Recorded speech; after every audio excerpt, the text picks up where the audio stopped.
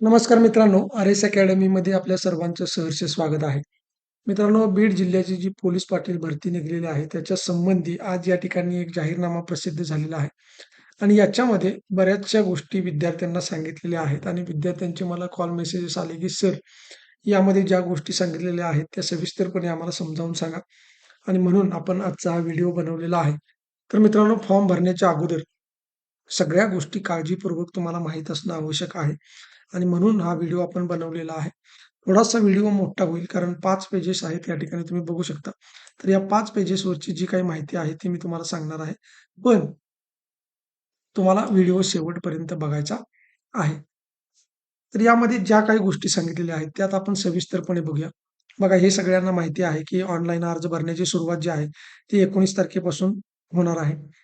त्यानंतर ऑनलाईन अर्ज भरण्याची अंतिम मुदत जी आहे ती 30/1/2026 म्हणजे 30 जानेवारीला रात्री 12 वाजेपर्यंत, लक्षात ठेवा, रात्री 12 वाजेपर्यंत चालणार आहे. त्यानंतर उमेदवार अर्जाची छाननी करणे व पात्र उमेदवारांना प्रवेशपत्र निर्गमित करणे हे कुठपर्यंत चालणार आहे, तर 2/2/2026 पासून ते 6/2/2026 पर्यंत म्हणजे 4 दिवस ही तुमची प्रक्रिया चालणार आहे. इथे तुमचे हॉल तिकीट येणार आहे. त्यानंतर 22 फेब्रुवारी रोजी तुमची लेखी परीक्षा आहे. उत्तर तालिका त्याच दिवशी सायंकाळी येणार आहे. म्हणजे जवळ-जवळ 4 ते 5 वाजेपर्यंत या ठिकाणी तुमची उत्तर तालिका प्रसिद्ध होऊन जाते. त्यानंतर लेखी परीक्षेचा निकाल घोषित करणे 24/2/2026 ला या ठिकाणी लेखी परीक्षेचा निकाल घोषित केला जातो. परंतु एक गोष्ट आहे, की इथं उत्तर तालिका जाहीर केल्यानंतर इथं 24 तारखेला निकाल घोषित म्हणजे जी 23 तारीख आहे, या 23 तारखेला तुमच्याकडून आक्षेप मागवले जातात. म्हणजे एखादा प्रश्न चुकीचा असेल, तर तो कशा पद्धतीने चुकीचा आहे हे आपल्याला सांगायचं आहे आणि त्यासाठी तुम्हाला काही पुरावे द्यावे लागतात. ते पुरावे जोडून आपण आक्षेप त्यांना दिले, की मग त्यामध्ये बदल होईल आणि लगेच तुमचा 24 तारखेला काय होणार आहे, परीक्षेचा जो निकाल आहे लेखी परीक्षेचा आणि तो निकाल जाहीर होणार आहे. त्यानंतर काय होईल, की 24 तारखेला पात्र उमेदवारांची यादी म्हणजे त्याच दिवशी निकाल घोषित झाल्यानंतर तुम्हाला इथे समजून जाईल, की आपण पात्र आहे किंवा अपात्र आहे. आता त्याच्या अटी वगैरे काय आहेत, हे आपण नंतरच्या पेजेसवरती बघणार आहे. आणि मग मुलाखतीचा दिनांक 25 ते 28 म्हणजे 3 दिवस जे आहे, ती मुलाखत तुमची चालणार आहे.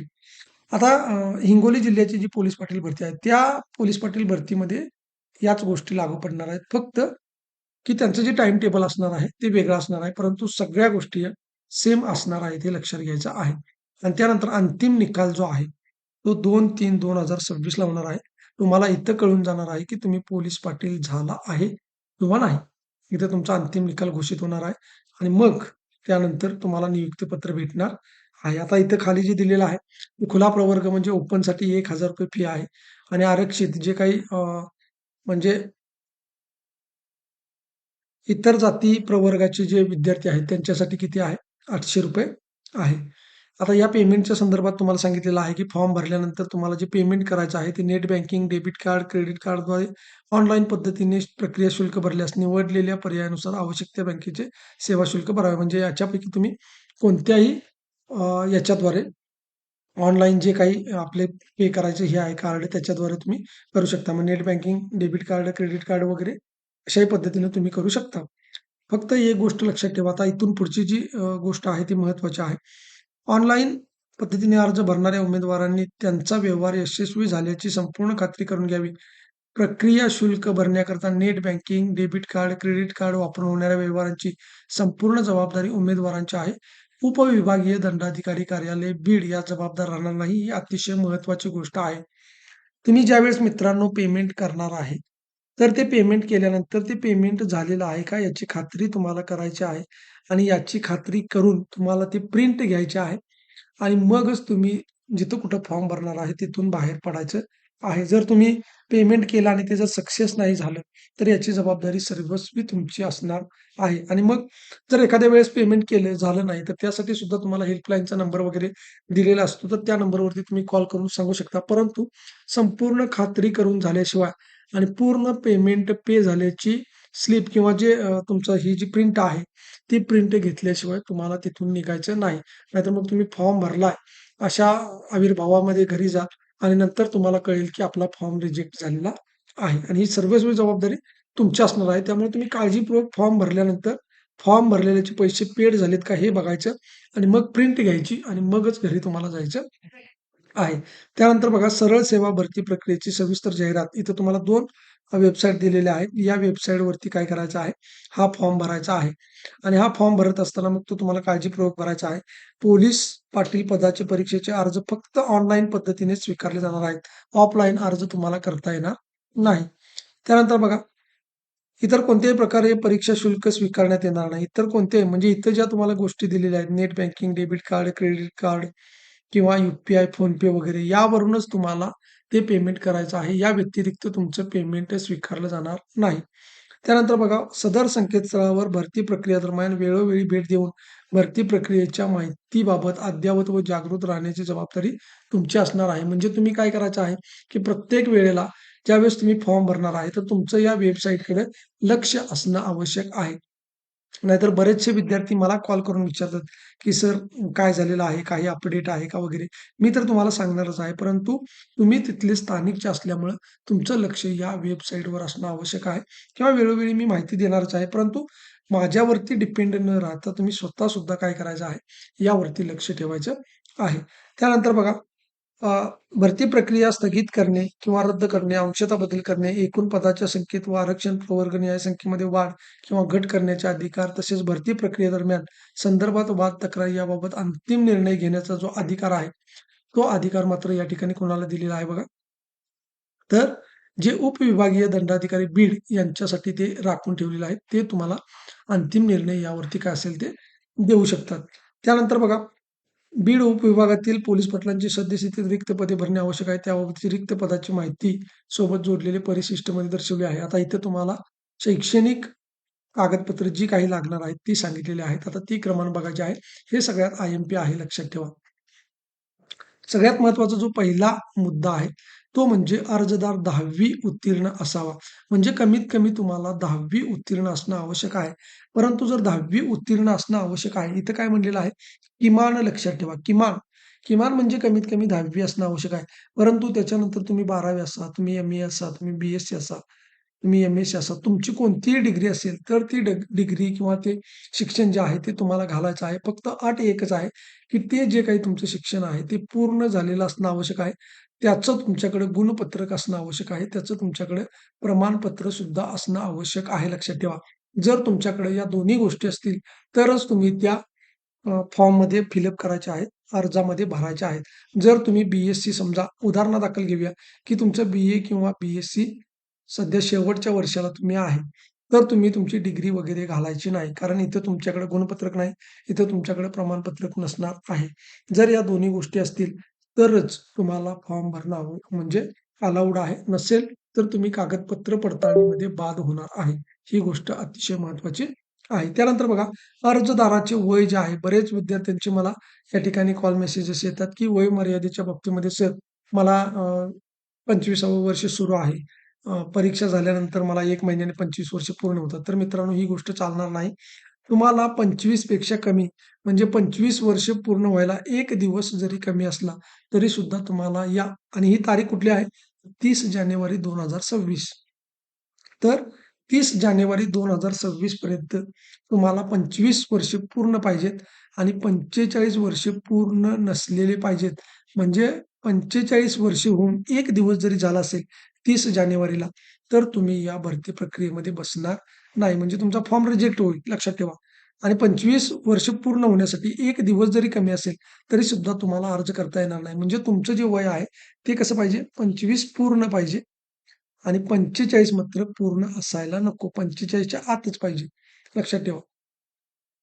तर ही गोष्ट महत्त्वाची आहे आणि हे तुम्हाला समजलं असेल मला काय सांगायचं आहे ते.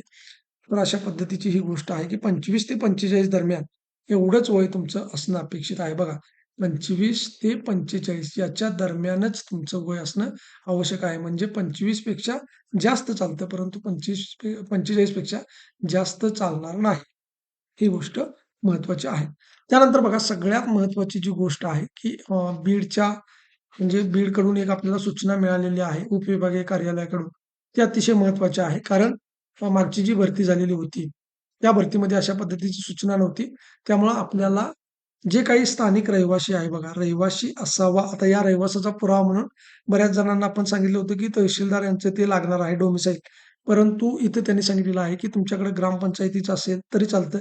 ग्रामपंचायत किंवा तहसीलदार यांचे रहिवासी प्रमाणपत्र सुद्धा चालतं. जर तुमच्याकडे रेशन कार्ड असेल तरी चालतं. निवडणूक ओळखपत्र असेल तरी चालतं. आधार कार्ड किंवा ज्या पुराव्याने स्थानिक आणि कायम रहिवासी असल्याचे सिद्ध होते, अशा कोणत्याही एका पुराव्याची एक प्रत अर्जासोबत जोडणे आवश्यक राहील. म्हणजे फक्त तहसीलदारचाच असावा हा नियम या ठिकाणी लागू केलेला नाही. तर ज्याच्यामुळं तुम्ही तिथले रहिवासी सिद्ध होऊ शकता. असे ग्रामपंचायत, तहसीलदार यांचे रहिवासी प्रमाणपत्र असेल, रेशन कार्ड असेल, निवडणूक कार्ड असेल, ओळखपत्र असेल, आधार कार्ड किंवा ज्या पुराव्याने स्थानिक किंवा कायम रहिवासी असल्याचे सिद्ध होते, अशा कोणत्याही एका पुराव्याची प्रत आवश्यक आहे. म्हणजे यापैकी कुठलंही एक चालणार आहे. असं काही नाही की तहसीलदारचंच आवश्यक आहे. परंतु ज्यांनी काढला असेल त्यांच्यासाठी चांगली गोष्ट आहे. त्यानंतर बघा मुद्दा क्रमांक 4 आहे. अर्जदाराने अर्जामध्ये स्वतःचा ईमेल आणि मोबाईल क्रमांक अनिवार्य करणे आवश्यक आहे. आता हे कशासाठी असतं? कारण त्यांचे वारंवार तुम्हाला या ठिकाणी मेसेजेस येत असतात आणि भरती संदर्भातली जी काही अपडेट आहे, ती अपडेट तुम्हाला तुमच्या मोबाईल नंबरवरती येत असते, तुमच्या ईमेलवरती येत असते. त्यामुळं तुम्हाला त्या गोष्टी तुमच्याकडे असणं आवश्यक आहे. की तुमच्याकडे स्वतःचा ईमेल आयडी किंवा स्वतःचा मोबाईल सुद्धा असणं आवश्यक आहे, म्हणजे मोबाईल नंबर. त्यानंतर बघा अर्जदार 5वा मुद्दा, अर्जदार शारीरिकदृष्ट्या सक्षम असावा व अर्जदाराचे चारित्र्य निष्कलंक असावे. म्हणजे तुमच्याकडे चारित्र्य प्रमाणपत्र असणं आवश्यक आहे. आणि दुसरी गोष्ट की शारीरिकदृष्ट्या सक्षम असावा. म्हणजे अ, तर या संदर्भामध्ये मी पुढे बोलणार आहे अजून, की पुढे मुद्दा येणार आहे.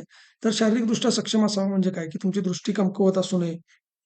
त्यानंतर तुम्हाला एखादा अपंगत्व असू नये. एवढ्याच गोष्टी आहेत. जर बाकीचे काही प्रॉब्लेम असतील, शुगर वगैरे या त्या गोष्टी, तर त्या चालून जातात. त्याचा काही संबंध नसतो. परंतु तुमच्याकडे शारीरिक अपंगत्व असू नये, असा याचा एक ढोबळ मानानं अर्थ आहे. त्यानंतर बघा मुद्दा क्रमांक 6 आहे. महाराष्ट्र राज्य सेवा लहान कुटुंबातील प्रतिज्ञापत्र नियम 2005 मधील लहान कुटुंबाची अर्हता धारण करणे आवश्यक आहे. अर्जदार याची अर्हता दिनांकास 2 पेक्षा जास्त अपत्य नसावे. म्हणजे या नियम 2025 नुसार तुम्हाला 2 अपत्य असतील तर फॉर्म भरता येईल, परंतु 3 अपत्य असतील तर फॉर्म भरता येणार नाही. परंतु एका गोष्टीमध्ये तुम्हाला फॉर्म भरता येऊ शकतो. तो म्हणजे जर पहिला तुम्हाला एखादा अपत्य असेल, मुलगा असू द्या किंवा मुलगा असू दे, पहिलं अपत्य असेल आणि दुसऱ्या क्रमांकाला मात्र तुम्हाला जर जुळी झालेली असतील, तर मात्र इथे 3 अपत्य असतील तरी सुद्धा तुम्हाला फॉर्म भरता येतो. कारण हे जे नंतरचे जुळे आहेत, ते 3 मध्ये कन्सिडर केले जात नाहीत, तर ते 2 मध्येच कन्सिडर केले जातात. यामुळं तुम्हाला जर दुसऱ्या क्रमांकाची जी अपत्य आहेत, ती जर जुळी असतील, तर तुम्हाला त्या ठिकाणी फॉर्म भरता येऊ शकतो. असा त्याचा अर्थ आहे. त्यानंतर बघा पुढचा जो पॉइंट आहे, अनुसूचित जाती, अनुसूचित जमाती प्रवर्गाच्या व इतर आरक्षित पदाकरता त्या प्रवर्गाचे सक्षम अधिकारी यांनी निर्गमित केलेले जातीचे प्रमाणपत्र आवश्यक आहे. म्हणजे मित्रांनो तुमच्याकडे जर एखाद्या अ, प्रवर्गासाठी ते आरक्षण लागलेलं असेल, समजा एस-सी कास्टसाठी लागलेलं असेल किंवा ओ-बी-सीसाठी लागलेलं असेल, तर तुमच्याकडे एस-सी कास्टचं किंवा ओ-बी-सी कास्टचं सर्टिफिकेट असणं आवश्यक आहे. जर जागा ओपनला पडली असेल, जर जागा ओपनला पडली असेल आणि या विद्यार्थ्यांना म्हणजे कास्टमधल्या विद्यार्थ्यांना जर फॉर्म भरायचा असेल, तर त्यांना ते लागत नाही लक्षात ठेवा. त्यामध्ये कुणीही फॉर्म भरू शकतो. तिथं ओपनची जागा असेल, तर ओपनच्या जागेसाठी तुम्हाला कास्ट सर्टिफिकेट लागत नाही. परंतु जर स्पेसिफिक एखाद्या कॅटेगरीमधून तुम्हाला फॉर्म भरायचा असेल, तर मात्र तुम्हाला हे प्रवर्गातलं जे सर्टिफिकेट आहे, म्हणजे जातीचं प्रमाणपत्र, कास्ट सर्टिफिकेट ज्याला आपण म्हणतो, ते लागणार आहे. त्यानंतर जो मुद्दा दिलेला आहे 8वा तो नॉन क्रिमिलेअरच्या बाबतीत आहे आणि हे कुणाकुणाला लागणार आहे त्याची माहिती इथे दिलेली आहे. सगळ्यात महत्त्वाची गोष्ट आहे, की कुणाकुणाला लागणार आहे बघा. इतर मागास प्रवर्ग, त्यानंतर विशेष मागास प्रवर्ग, विमुक्त जाती व अजून कुणाला लागणार आहे? भटक्या जाती, जमाती ब, क, ड, त्यानंतर एस-सी, बी-सी या प्रवर्गातील म्हणजे इथं जे प्रवर्ग मित्रांनो दिलेले आहेत, याच प्रवर्गातल्या विद्यार्थ्यांना काय लागणार आहे? तर हे नॉन क्रिमी लेयर लागणार आहे. त्याच्यामध्ये कोण-कोण आहेत बघा.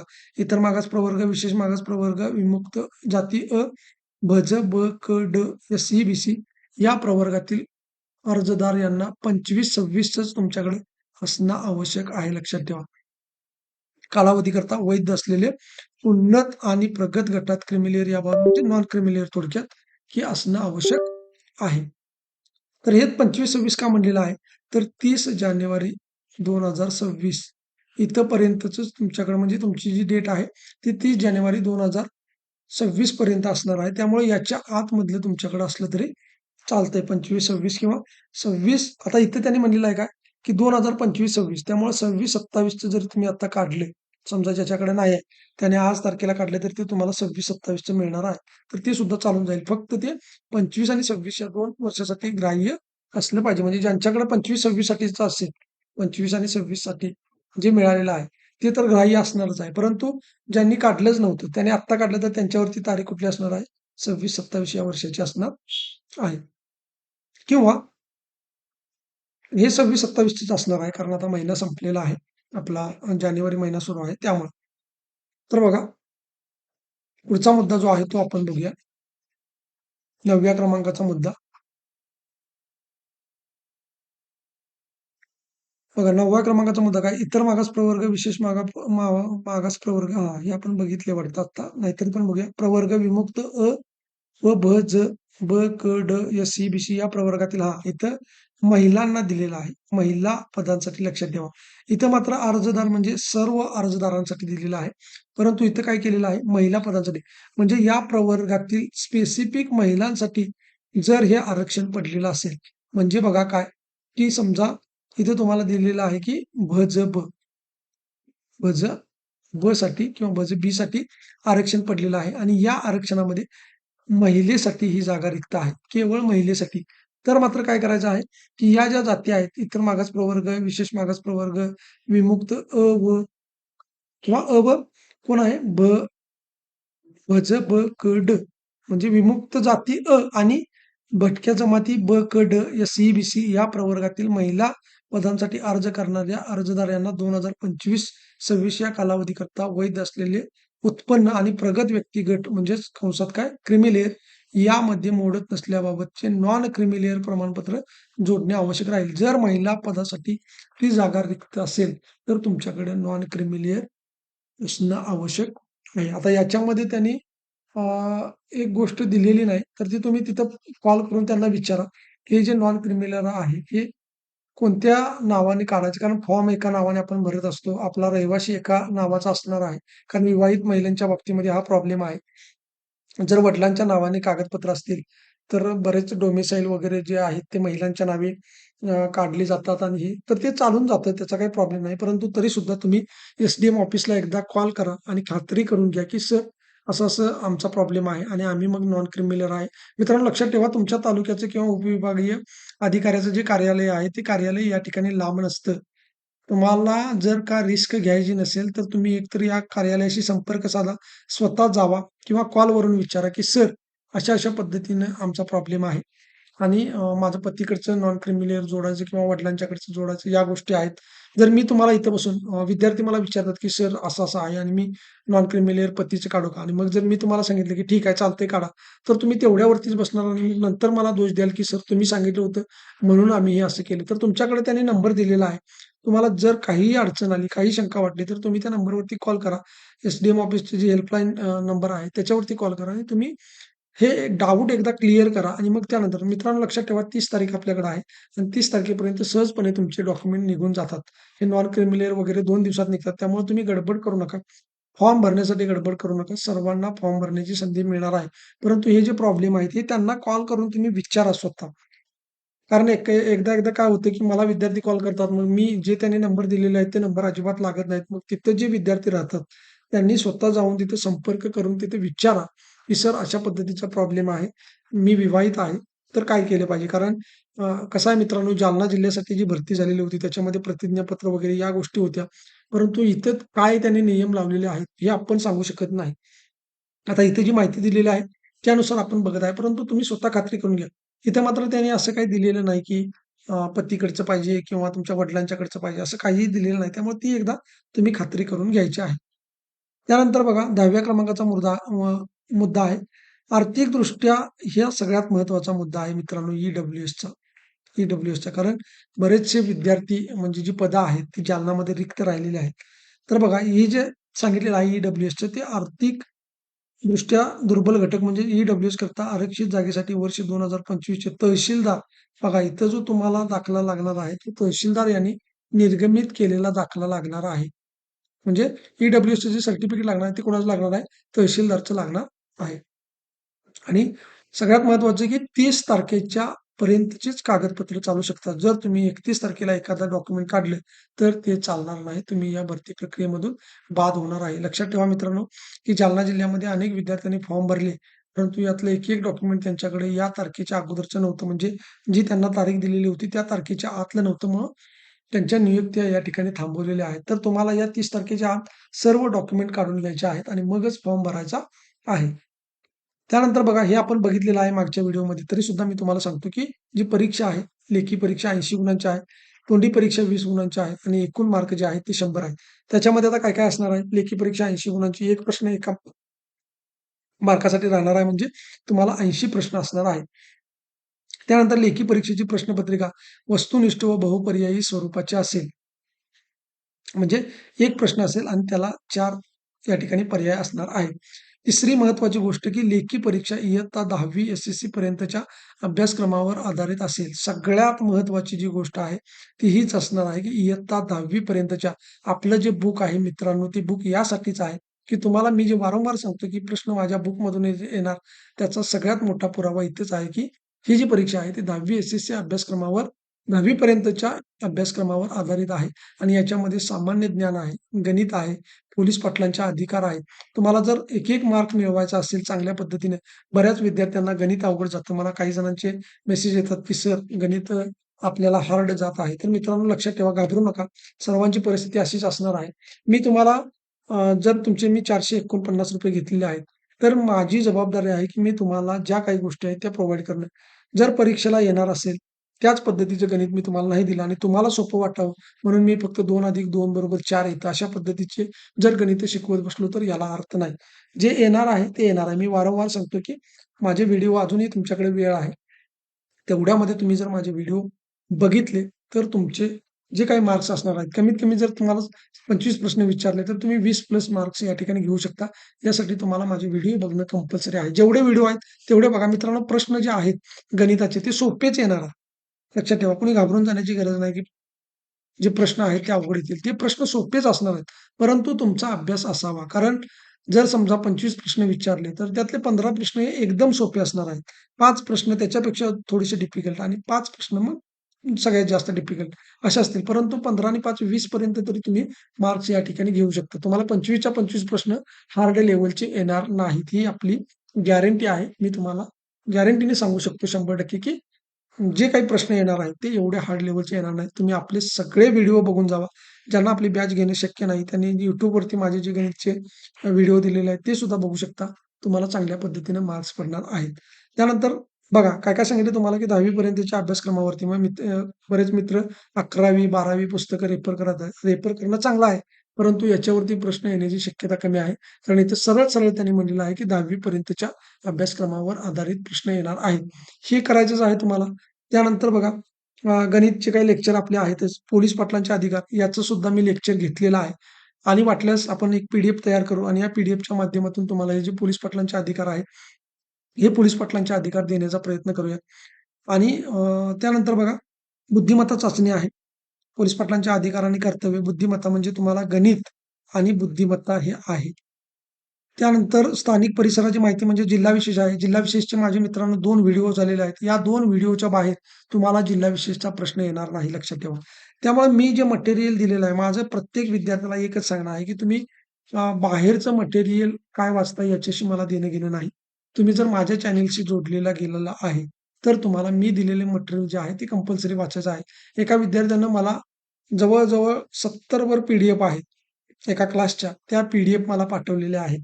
त्याने एका पर्सनल क्लासचे पी-डी-एफ मला शेअर केलेले आहेत आणि त्यांनी मला विचारलं, की "सर हा क्लास मी लावलेला आहे आणि मग याच्या व्यतिरिक्त काही मला वाचावं लागेल का?" तर ही मित्रांनो जबाबदारी माझी नाही. मी तुम्हाला काय गाईड करू शकतो, की तुम्ही जर का या क्लासला ॲडमिशन घेतलेलं आहे, तर निश्चितपणे मी असं म्हणणार नाही, की तुम्ही इकडे ॲडमिशन घेतले, मग मला कशाला विचारता वगैरे. तर असं अजिबात नाही. परंतु तुम्हाला जर माझं चॅनल फॉलो करायचं असेल, तर ते करू शकता आणि तुम्हाला अभ्यास करायचा असेल, तर तो करू शकता. त्याचा काही एक प्रॉब्लेम येणार नाही. परंतु मी असं सांगू शकत नाही, की या क्लासचं येणार नाही आणि माझ्या क्लासचं 100% येणार. मी माझ्या क्लासच्या बाबतीत सांगितलं तर मी माझ्या क्लासचं सांगू शकतो, की 100% येणार. परंतु तुलना करत असताना मी असं म्हणणार नाही, की इथलं वाचूच नका, यांचं काही येणारच नाही आणि माझंच घ्या. तर तुम्हाला ज्यांचा क्लास लावायचा आहे, त्यांचा क्लास तुम्ही लावू शकता. काही प्रॉब्लेम नाही. बाकी तुम्हाला जर माझे व्हिडिओ बघायचे असतील, तर माझ्या YouTube चॅनलवरती उपलब्ध आहे. तिथे जाऊन तुम्ही बघू शकता. आता सगळ्यात महत्त्वाची गोष्ट, की याचा पॅटर्न मित्रांनो फिक्स नाही, लक्षात ठेवा. म्हणजे तुम्हाला असं नाही, की गणित बरोबर 15च मार्काला विचारलं जाईल. त्यानंतर बुद्धिमत्ता जी आहे ती 5च मार्काला विचारलं जाईल. चालू घडामोडी 10च मार्काला विचारलं जाईल किंवा जी-के जे आहे ते 25 मार्काला असं फिक्स पॅटर्न नाही. लक्षात ठेवा. जर जे पेपर काढणारे कलेक्टर आहेत किंवा त्यांनी जे ऑथॉरिटी दिलेली आहे, उपजिल्हाधिकारी वगैरे, हे जे पेपर काढणार आहेत, हे त्यांच्यावरती डिपेंड आहे, की काही-काही परीक्षेला 2 ते 3च चालू घडामोडी विचारलेल्या आहेत. परंतु काही-काही परीक्षेमध्ये 7, 8, 10 अशा पद्धतीने चालू घडामोडी विचारलेल्या आहेत. काही-काही परीक्षेमध्ये 25 गणिते विचारलेले आहेत, 25 जी-के विचारलेला आहे. तर हा जो पॅटर्न आहे, हा पॅटर्न फिक्स नाही. म्हणून तुम्हाला अभ्यास करायचा आहे. परंतु एक गोष्ट आहे, की तुम्हाला करत असताना एकतर आपलं बुक त्याच्यानंतर जे आपण Telegramवरती जी-के दिलेलं आहे, ते जी-के. परंतु प्राधान्य आपल्या बुकला जास्तीत जास्त द्यायचं आहे. हे जी-के तुम्ही प्रॅक्टिससाठी ठीक आहे, परंतु प्राधान्य जे आहे, ते तुम्ही 100% या बुकला द्यायचं आहे. या बुकमधून बरेचसे प्रश्न तुम्हाला परीक्षेला आलेले दिसणार आहेत. त्यानंतर आपले जे जिल्हा विशेषचे 2 व्हिडिओ आहेत, ते जिल्हा विशेषचे 2 व्हिडिओ तुम्हाला बघणं कंपल्सरी आहे. तुम्हाला जर मार्क्स घ्यायचे असेल, तर काय करायचं मी सांगतो, की हे बुक कंपल्सरी आहे. त्यानंतर जिल्हा विशेषचे 2 व्हिडिओ आहेत. जी गणितची आपली प्लेलिस्ट आहे, ती गणितची प्लेलिस्ट प्लस प्रॅक्टिससाठी आपण जे गणिते दिलेली आहेत, ती गणितांचे जे टेस्ट आहेत, जवळ-जवळ 10 टेस्ट आपल्याकडे आहेत आणि 16 व्हिडिओ आपल्याकडे आहेत. तुम्ही चांगल्या पद्धतीने प्रॅक्टिस करा. एवढंच तुम्हाला करायचं आहे.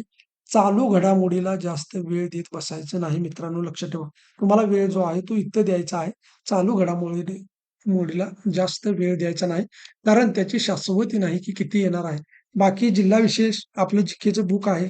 यातून मी सांगू शकतो, की जास्तीत जास्त प्रश्न किंवा गणिताचं लेक्चर आहे. जास्तीत जास्त प्रश्न त्यामधून येतील.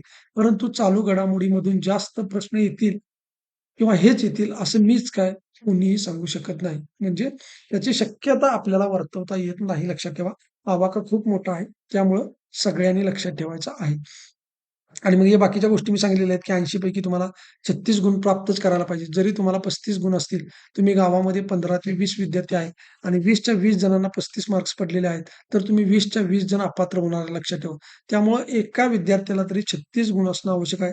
जर तुम्हाला 36 किंवा त्यापेक्षा जास्त गुण असतील, तर तुम्ही मुलाखतीस पात्र होणार आहे.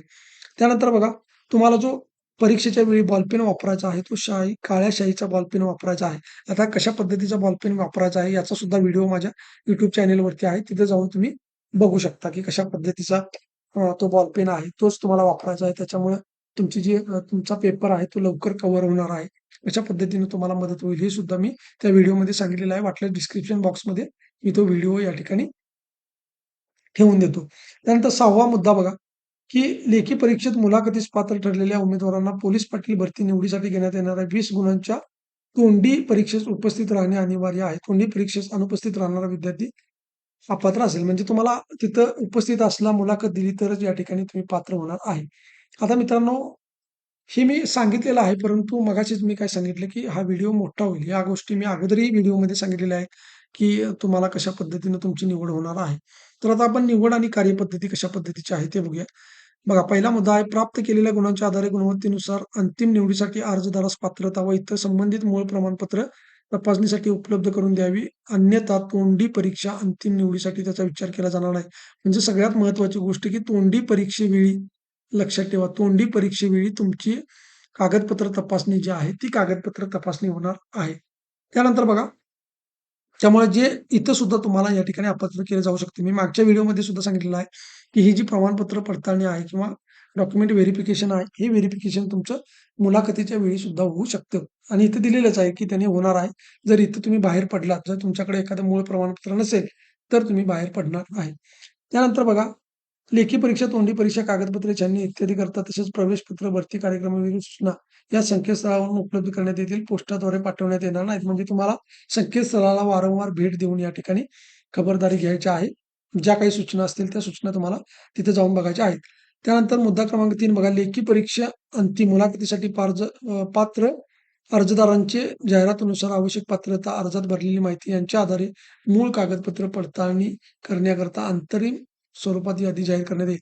म्हणजे तिथं या ठिकाणी बघितलं जाईल, की तुम्ही फॉर्म भरत असताना जी माहिती भरलेली आहे, जे डॉक्युमेंट अपलोड केलेले आहेत, ती खरी आहेत का? आणि तेच तुम्हाला त्या ठिकाणी सादर करायचे आहे. जर तुमच्याकडे BAचं मार्कशीट नसेल आणि तुम्ही जर हे केलं असेल, जोडलं असेल आणि तिथं पडताळणीच्या वेळेला तुमच्याकडे नसेल किंवा तुम्ही ओरिजिनल तुमच्याकडे नाही आणि फक्त झेरॉक्स आहे, तर झेरॉक्स तुम्ही जोडलेली असेल आणि तुमच्याकडे ओरिजिनल नसेल, तरी सुद्धा तुम्ही या प्रक्रियेमधून बाहेर पडणार आहे. त्यानंतर बघा, आवश्यक पात्रता व अर्जात भरलेली माहिती, परीक्षा शुल्क, कागदपत्रांच्या आधारे परिपूर्ण सिद्ध होईल अशाच अर्जदारांचा विचार भरती प्रक्रियेच्या टप्प्याकरता करण्यात येईल. जाहिरातीतील नमूद केलेली संपूर्ण अर्हता, अर्जात भरलेली माहिती व मूळ कागदपत्रे तपासणीच्या वेळी सादर केलेली कागदपत्रे यामध्ये तफावत आढळल्यास अर्जदाराचा उमेदवारी भरतीच्या कुठल्याही टप्प्यावर रद्द करण्यात येईल. तसेच अर्जदाराचे परीक्षा शुल्क सवलती नामंजूर करण्यात येतील. म्हणजे तुम्ही जरी परीक्षा शुल्क भरलं असलं तरी तुमच्या कागदपत्रांमध्ये तफावत आढळली तर तुम्हाला या भरती प्रक्रियेमधून बाद केले जाणार आहे. त्यानंतर बघा, हा जो मुद्दा आहे मित्रांनो, अर्जदार शारीरिकदृष्ट्या सक्षम असल्याबाबत अधीक्षक ग्रामीण रुग्णालय यांचे अथवा वरिष्ठ वैद्यकीय अधिकाऱ्यांचे प्रमाणपत्र पडताळणीच्या वेळी सादर करणे आवश्यक राहील व अर्जदारांची पात्रता वैद्यकीय तपासणी अंतीच निश्चित करण्यात येईल. अर्जदाराचे चारित्र्य निष्कलंक असल्याबाबतचे संबंधित पोलीस स्टेशनचे चारित्र्य प्रमाणपत्र हे कागदपत्र पडताळणीच्या वेळी सादर करणे आवश्यक राहील. आता हा मुद्दा त्यांनी सांगितलेला आहे, बरोबर आहे. परंतु जालना जिल्ह्याच्या वेळी मित्रांनो, की हे जे प्रमाणपत्र आहे, बऱ्याच विद्यार्थ्यांनी ही प्रमाणपत्र काढून ठेवलेली होती. काही जणांनी पोलिस स्टेशनची काढून ठेवली आणि काही जणांनी हे जे ग्रामीण रुग्णालयाचे आहेत, ते सुद्धा प्रमाणपत्र काढून ठेवलेली होती. परंतु तिथं असा विषय झाला होता, की मुलाखतीच्या वेळेला त्यांच्याकडून हे प्रमाणपत्र घेण्यात आले नाही. तर ज्यावेळेस अंतिम निकाल जाहीर झाला, त्यानंतर त्यांच्याकडनं ही प्रमाणपत्र घेतली गेली. पण ते त्यांनी स्वतः या ठिकाणी त्यांना नोटीस पाठवलं होतं, की तुम्ही जिल्ह्याच्या ग्रामीण रुग्णालयामध्ये म्हणजे त्या विद्यार्थ्यांना काय केलं होतं, की त्यांचे नंबर म्हणजे ग्रुप केले होते, की आज 25, उद्या 25 वगैरे अशा पद्धतीचे ग्रुप केले होते आणि त्यांना तारीख देण्यात आलेली होती, की तुम्ही या तारखेला या ठिकाणी ग्रामीण रुग्णालयामध्ये हजर राहायचं आहे किंवा या आणि हे जो मुद्दा आहे कुठला, की पोलिस स्टेशनचा. तर पोलिस स्टेशनचा मित्रांनो, तुम्हाला नियुक्तीपत्र देण्या अगोदर ते काय करतात, की त्यांच्याकडून एक अहवाल जो आहे, तो पोलिस स्टेशनला नियुक्तीचं जे पत्र आहे, ते एक पत्र पोलिस स्टेशनला दिलं जातं आणि मग पोलिस स्टेशनमधून तो अहवाल एस-डी-एम ऑफिसला जातो. तर त्यावरती या डिपेंड आहेत गोष्टी. परंतु इथं त्यांनी सांगितलं पाहिजे होतं, की ही जी प्रोसेस आहे, ही नंतरची प्रोसेस आहे. हे तुम्हाला मुलाखतीच्या वेळेला अशा पद्धतीची प्रमाणपत्र लागत नाहीत. कारण चारित्र्य प्रमाणपत्र वगैरे काढायला वेळ लागतो.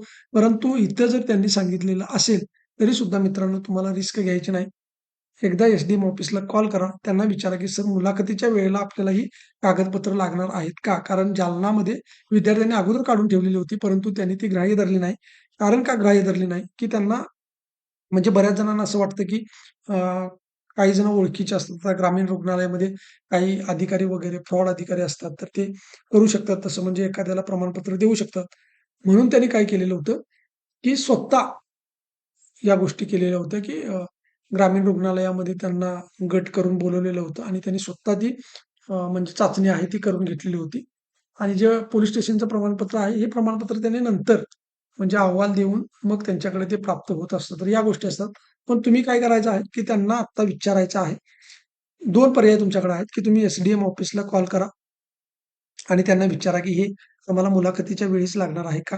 आणि दुसरी गोष्ट, की जर नसेल तर तुम्ही आत्ता पण काढून ठेवू शकता. फक्त गोष्ट एकच आहे, की तुम्हाला इथे खर्च येणार आणि ते ग्राह्य धरतीलच असं नाही. त्यामुळे तुम्हाला एस-डी-एम ऑफिसला कॉल करून विचारावं लागेल. परंतु 99.99% ही जे प्रमाणपत्र आहे, ही तुम्हाला नियुक्तीच्या वेळेस लागणार आहेत. ज्यावेळेस तुमचं अंतिम सिलेक्शन होतं, त्यावेळेलाच ही कागदपत्र लागणार आहेत. परंतु रिस्क नको यासाठी तुम्ही एस-डी-एम ऑफिसला कॉल करून विचारू शकता.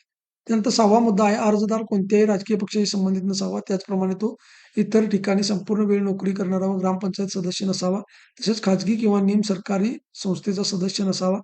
पूर्ण वेळ नोकरी करणारा नसावा. याबाबतचे ₹500च्या स्टॅम्प पेपरवरील प्रतिज्ञापत्र हे कागदपत्र पडताळणीच्या वेळी म्हणजे हे सुद्धा तसंच आहे, की शेवटी ज्यावेळेस तुमचं फायनल सिलेक्शन होतं, त्यावेळेला तुम्हाला हे स्टॅम्प करायचा असतो किंवा मुलाखतीच्या वेळेला जर असं लागत असेल, तर ते सुद्धा तुम्हाला विचारायचं आहे.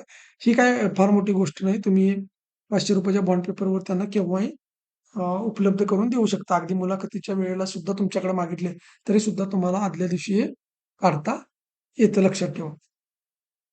त्यानंतर बघा 7वा मुद्दा आहे, पोलीस पाटील पदावरील नियुक्तीकरिता मृत सेवानिवृत्त पोलीस पाटलांच्या वारसाने अर्ज केल्यास त्याला प्राधान्य देण्यात येईल. परंतु याचा अर्थ एका स्थानासाठी पोलीस पाटलांच्या वारसासह 2 किंवा अधिक अर्जदारांना समान गुण मिळाल्यास पोलीस पाटलांच्या वारसांचा निवड करण्यात प्राधान्य देण्यात येईल. परंतु तो महाराष्ट्र ग्राम पोलीस अधिनियम, सेवा प्रवेश, पगार भत्ते आणि सेवा इतर शर्ती आदेश 1968 त्यामध्ये वेळोवेळी करण्यात आलेल्या सुधारणांनुसार त्या गावासाठी ठरवण्यात आलेल्या सामाजिक समांतर आरक्षणाचा असला पाहिजे. हा सगळ्यात महत्त्वाचा मुद्दा आहे मित्रांनो, की पोलीस पाटीलचे जे कोणी वारसदार असतील, म्हणजे माझे पोलीस पाटीलचे वारसदार आहेत, तर या वारसदारांच्यासाठी बघा समान गुण ज्यावेळेस पडतील त्यावेळेला प्राधान्य दिलं जातं कुणाला? पोलीस पाटलांच्या म्हणजे वारस जे कोणी असतील. आता त्याच्या वारसांमध्ये कोण-कोण आहे हे सुद्धा आहे, की त्याची मुलं, त्यानंतर त्याची पत्नी, या गोष्टी आहेत. तर यांना काय केलं जाऊ शकतं, की त्यांचा वारस घोषित केलं जाऊ शकतं आणि त्यांना ही नोकरी दिली जाऊ शकते. पण केव्हा? की जर एखादा समजा आता तुमचा पेपर झालेला आहे, बीडचा पेपर झाला, समजा माजलगावचा पेपर झालेला आहे, माजलगाव आणि माजलगावमध्ये पहिले 3 विद्यार्थी असे आहेत, यामध्ये 1 पोलीस पाटलांचा मुलगा आहे आणि बाकीचे 2 विद्यार्थी आहेत आणि या तिघांना एकूण समान गुण पडलेले आहेत. समान गुण पडलेले आहेत. तर मात्र काय होईल, की या पोलीस पाटलाच्या मुलाला या ठिकाणी नियुक्ती केली जाईल. परंतु जर या तिघांच्यामध्ये या दोघांना समान गुण असतील, समजा या दोघांना 40-40 गुण आहेत. आणि या पोलीस पाटलाच्या मुलाला जर 39 गुण असतील, तर याचा विचार केला जाणार नाही. तर या दोघांचाच विचार केला जाणार आहे. तुम्ही असं म्हणाल, की "सर, मी पोलीस पाटलांचा आहे म्हणून मला पहिल्यांदा या ठिकाणी माझी नियुक्ती झाली पाहिजे." तर असं नाही. तुम्हाला तिथं गुण सुद्धा समान असणं आवश्यक आहे. त्यानंतर बघा 8वा मुद्दा आहे, स्थानिक किंवा कायम रहिवासी असणं आवश्यक आहे. 9वा आहे, अर्जदार कोणत्याही एकाच गावचा. आता एकाच गावचा स्थानिक रहिवासी होऊ शकतो. मला एका विद्यार्थ्याचा कॉल आला होता, की माझ्या शेजारच्या गावाला सुद्धा आरक्षण पडलेलं आहे. तर मी एका गावातून आणि माझी पत्नी एका गावातून फॉर्म भरू शकते का? तर मित्रांनो, असं होऊ शकत नाही. तुम्ही एकाच गावचे रहिवासी असू शकता. जिथं तुमचा रहिवासी दाखला आहे, रहिवास प्रमाणपत्र आहे, तिथंच तुम्हाला फॉर्म भरायचा आहे. तुम्हाला दुसऱ्या गावामध्ये फॉर्म भरता येऊ शकत नाहीत किंवा एकापेक्षा अधिक गावातून केलेले अर्ज काय होतील? बाद करण्यात येतील, लक्षात ठेवा. त्यामुळे ही रिस्क तुम्हाला घ्यायची नाही. तुमच्या गावामध्ये आरक्षण पडलं असेल, तर तुम्हाला तुमच्याच गावामधला फॉर्म भरायचा आहे. त्यानंतर 10वा मुद्दा, प्रत्येक गावात केवळ 1 पद उपलब्ध आहे व ते शासकीय निकषानुसार आरक्षित करण्यात आलेलं आहे. अर्ज करताना अर्जदाराने आरक्षण तपासून अर्ज करावा. म्हणजे तुम्हाला समजा जागा, आता मला बरेच विद्यार्थ्यांचे फोन आले, की "सर, जागा एस-सीला सुटलेली आहे आणि मी ओपनमधनं आहे किंवा मी ओबीसीमधनं आहे, तर मी फॉर्म भरू शकतो का?" लक्षात ठेवा, ओपनसाठी जागा असेल तर सगळे फॉर्म भरू शकतात. परंतु एस-सीसाठी जागा असेल किंवा ओबीसी किंवा इतर प्रवर्गातल्या जागा असतील, तर त्यासाठी त्या प्रवर्गामध्येच जागा भरता येणार आहेत. आता याचा सुद्धा व्हिडिओ आपण अपलोड केलेला आहे. तो तुम्ही या ठिकाणी बघून घेऊ शकता. त्यानंतर बघा 11 संपूर्ण बीड उपविभागातील रिक्त पदांच्या सर्व गावाच्यासाठी एकाच दिवशी परीक्षा घेण्यात येणार आहे. म्हणजे एकाच दिवशी तुमच्या जिल्ह्याची संपूर्ण गावांची परीक्षा होणार आहे. संपूर्ण भरती प्रक्रिया गावनिहाय होणार असून कोणत्याही 2 गावांच्या प्रक्रियेचा एकमेकांशी संबंध नसेल. म्हणजे तुम्ही असं म्हणायचं नाही, की सर त्या गावचं नियुक्तीपत्र मिळालं, मग माझ्या गावचं अजून मिळालेलं नाही. तर असं नाही. प्रत्येक गावाची वेगवेगळी प्रोसेस राहणार आहे. त्यामुळं इथे त्यांनी स्पष्ट सांगितलेलं आहे, की त्या गावाबद्दल आपली तुलना अजिबात करायची नाही. पोलीस पाटील पद हे वर्गीकृत नाही. पोलीस पाटलांना क्षेत्रीय स्तरावर काम करावे लागते. त्यामुळे सदर पद धारण करणारी व्यक्ती शारीरिकदृष्ट्या सक्षम असणे आवश्यक आहे. त्यामुळे अपंगासाठीचे आरक्षण लागू नाही. म्हणजे पोलीस पाटील हे काम क्षेत्रीय स्तरावरती तुम्हाला ग्राउंड लेव्हलला काम करावं लागतं. लोकांच्या बांधावरती जावं लागतं. बऱ्याचशा गोष्टी असतात. त्यामुळं तुम्ही धडधाकट असणं गरजेचं आहे. म्हणून कोणतंही अपंगत्व तुमच्याकडे असू नये, ही एक अट आहे. त्यानंतर 15 बघा, पोलीस पाटील पद हे गावात एकच असते. त्यामुळे हे पद एकाकी असल्याने त्यांना प्रकल्पग्रस्त, माजी सैनिक, खेळाडू यासारखी आरक्षणे लागू नाहीत. म्हणजे तुम्हाला यामध्ये असं आरक्षण लागू नाही, की प्रकल्पग्रस्त, खेळाडू वगैरे. तर तुम्हाला फक्त तुमच्या प्रवर्गाचंच आरक्षण असेल, इतर आरक्षण असणार नाही. त्यानंतर 16वा मुद्दा आहे, महाराष्ट्र राज्य लोकसेवा अनुसूचित जाती, अनुसूचित जमाती, इतर मागास प्रवर्ग, विशेष मागास प्रवर्ग, विमुक्त जाती जमाती यांच्यासाठी आरक्षित 2001 सन 2004 चा महाराष्ट्र अधिनियम क्रमांक 8 हा दिनांक 29/1/2004 पासून अंमलात आणला आहे. त्यानुसार उन्नत व प्रगत गटाचे क्रिमिलेअर तत्व इतर मागास प्रवर्ग, बघा कोणाकोणासाठी क्रिमिलेअर तत्व इतर मागास प्रवर्ग, विशेष मागास प्रवर्ग, विमुक्त जाती, एस-सी, बी-सी प्रवर्ग यांना लागू आहे. लक्षात ठेवा, यांना लागू आहे. सदर प्रवर्गातील अर्जदारांकडे भरती करता आवश्यक 2025-26 वर्षाचे वैध असलेले सक्षम प्राधिकारी यांनी निर्गमित केलेले प्रमाणपत्र कागदपत्र पडताळणीच्या वेळी सादर करणे आवश्यक राहील. म्हणजे आपण बघितलं की या प्रवर्गातील लोकांना काय आहे, तर क्रिमी लेअरचे जे प्रमाणपत्र आहे ते आवश्यक आहे. त्यानंतर बघा 17वा मुद्दा. त्यानंतर 17वा मुद्दा बघा, महिलांसाठी आरक्षित पदाकरता दावा करणाऱ्या उमेदवारांनी महिला आरक्षणाचा लाभ घ्यायचा असल्यास त्याने अर्जामध्ये न चुकता महाराष्ट्राचा आदिवासी डोमिसाईल असल्याबाबत प्रमाणपत्र सादर करावे. तसेच महाराष्ट्र शासन महिला बालविकास विभाग शासन निर्णय महिला म्हणजे हे काय तारीख दिलेली आहे ती बघा, बघून घ्या तुम्ही. अन्वये खुल्या गटातील महिलांकरता आरक्षित असलेल्या पदावरती निवडी करता नॉन क्रिमिलेअर प्रमाणपत्राची अट रद्द करण्यात आलेली आहे. आता बघा, महिलांसाठी आरक्षित पदाकरता दावा करणाऱ्या उमेदवारांनी महिला आरक्षणाचा लाभ घ्यावयाचा असल्यास जर एखादं पद महिलांसाठी आरक्षित आहे आणि त्यांना जर लाभ घ्यायचा असेल तर त्यांनी काय करायचं आहे, अर्जामध्ये न चुकता महाराष्ट्राचा आदिवासी असल्याबाबत प्रमाणपत्र सादर करणे आवश्यक आहे. म्हणजे तुम्हाला इथे डोमिसाईल लागणार आहे. हे कुणाचं लागणार आहे, तर तहसीलदारचं लागणार आहे. लक्षात ठेवा, हे तहसीलदारचं आदिवासी प्रमाणपत्र कुणासाठी लागणार आहे, तर तुम्हाला महिला आरक्षणाचा लाभ घ्यायचा असेल तर. आणि वरती आपण बघितलं की इतर जे असतील त्यांच्यासाठी मात्र कोणताही एक पुरावा चालणार आहे, परंतु इथं महाराष्ट्राचा आदिवासी असल्याबाबतचं जे प्रमाणपत्र आहे ते कंपल्सरी असणार आहे. त्यानंतर बघा, महाराष्ट्र शासन महिला व बाल विकास विभाग शासन निर्णय क्रमांक 2023 4 मे 2023 अन्वये खुल्या गटातील महिलाकरता आरक्षित असलेल्या पदावरती नॉन क्रिमिनल प्रमाणपत्राची अट रद्द करण्यात आलेली आहे. म्हणजे खुल्या प्रवर्गातील जर ओपन महिला आरक्षण तुमच्याकडे असेल, ओपन महिला, आणि यासाठी तुम्हाला अर्ज भरायचा आहे. मग कुठल्याही महिला याच्यासाठी अर्ज भरू शकतात. ओपन महिलासाठी जर प्रवर्गासाठी ते आरक्षण पडलेलं असेल तर सर्व जातीतल्या महिला या ठिकाणी फॉर्म भरू शकतात आणि यांना कोणत्याही प्रकारची नॉन क्रिमिलेअरची अट नाही. लक्षात ठेवा, जर तुम्हाला ओपन महिलामधून फॉर्म भरायचा असेल तर.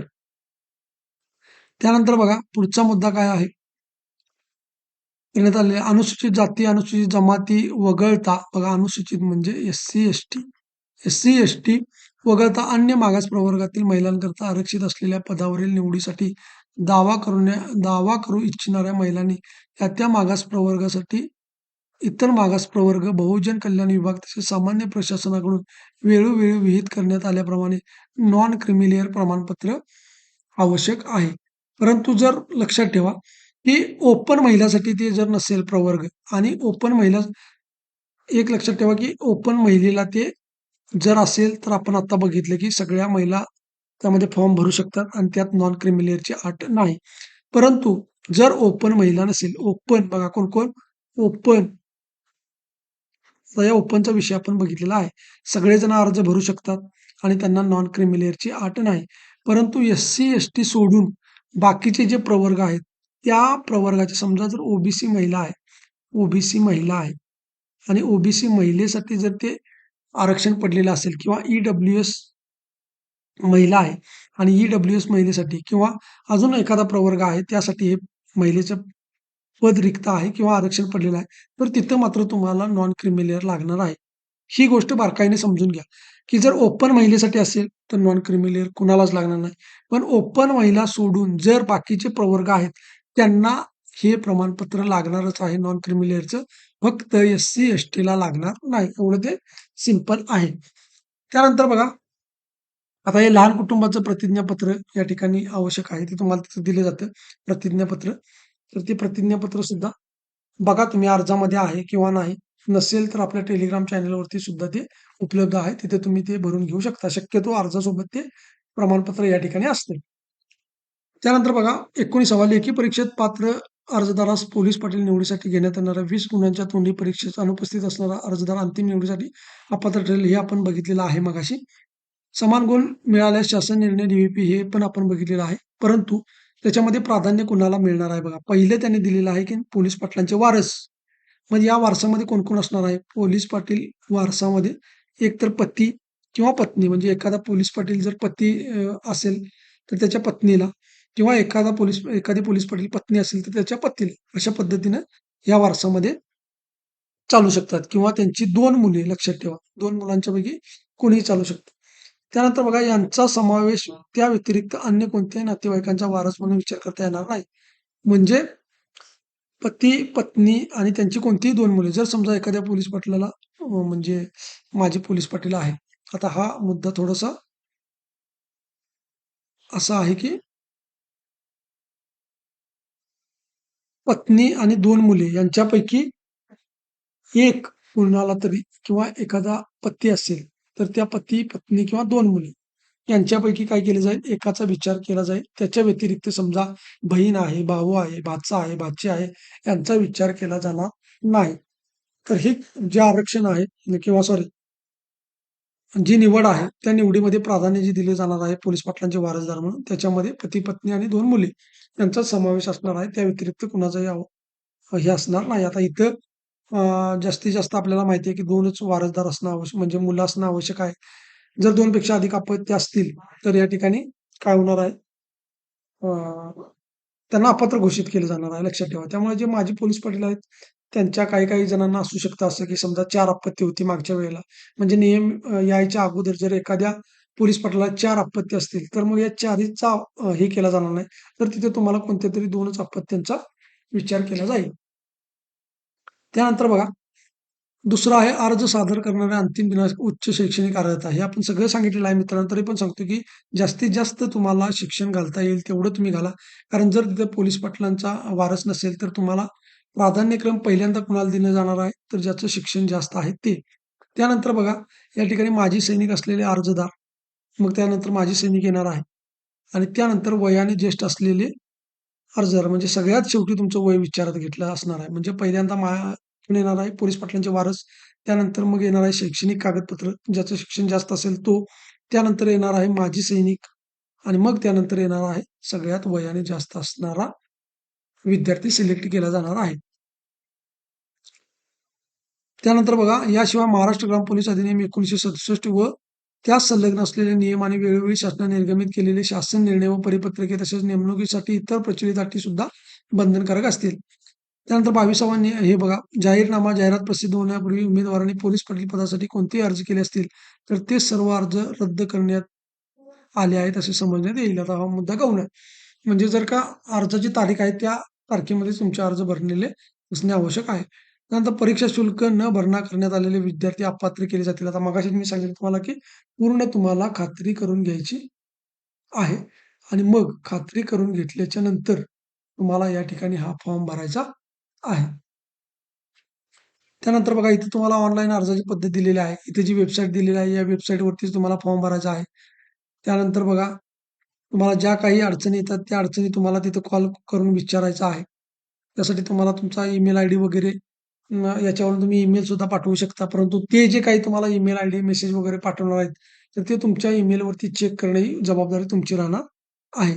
त्यानंतर बघा, तारीख आहे 30 तारखेपर्यंत तुम्हाला अर्ज भरता येणार आहे. त्यानंतर अर्जदारांनी संकेतस्थळावर प्रथम लॉगिन आयडी व पासवर्ड हे सांगितलेलं आहे. जतन करून ठेवा, कारण तो महत्त्वाचा आहे.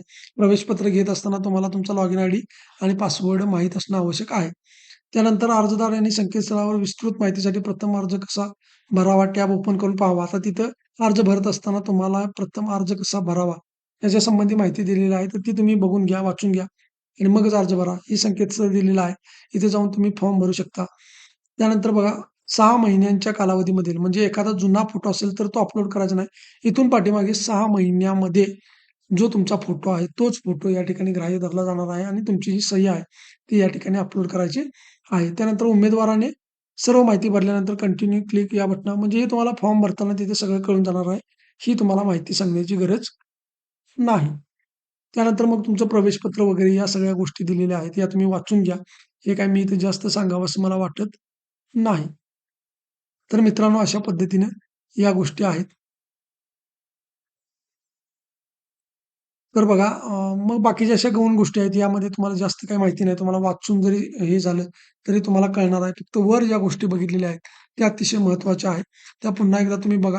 फक्त एकच या व्हिडिओच्या माध्यमातून तुम्हाला सांगणं आहे, की जिथं-जिथं तुम्हाला अडचण येईल, तिथं तुम्ही एस-डी-एम ऑफिसला कॉल करा. तुमच्या शंकांचं निरसन करा आणि मगच त्यानंतर तुम्ही फॉर्म भरा. त्याशिवाय तुम्ही फॉर्म भरू नका.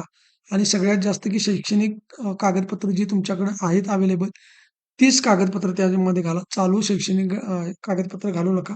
जर मुलाखतीपर्यंत तुमच्याकडे कागदपत्र वगैरे या गोष्टी नसतील, तर तुम्ही अपात्र होणार आहे. त्यामुळे सध्या तुमच्याकडे जी कागदपत्र आहेत, त्या कागदपत्रानुसारच तुम्हाला फॉर्म भरायचा आहे. तर एवढीच माहिती मित्रांनो यामध्ये तुम्हाला द्यायची होती.